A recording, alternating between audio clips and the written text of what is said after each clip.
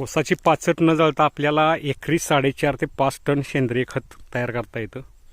हे बघा, आता माझा आत्ताच अडसाली ऊस तुटून गेलेला आहे बघा. हा पूर्ण प्लॉट आहे. आता मी खोडवं ठेवत नाही. आता मी ह्याच्यात दुसरं पीक घेणार आहे. आता पाल्याचे फायदे काय होतात बघा. पाला कुट्टे केल्यामुळं जमिनीचा धूप कमी होते, पाणी कमी प्रमाणात लागतं. जमिनीतल्या बॅक्टेरिया ज्या आहेत NPK किंवा सूक्ष्मद्रव्य, ह्या सूक्ष्म जीव असतात जमिनीत, गांडूळ असतात, ह्यांचं ते खाद्य आहे. ते कुजवण्याची प्रक्रिया तर करतात आणि जमिनीचा पोत, जमिनीचा सेंद्रिय कर्ब हा वाढला जाऊ शकतो.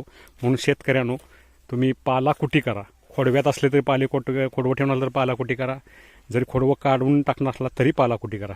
पालाकुटी पट्टी रोटणं होते.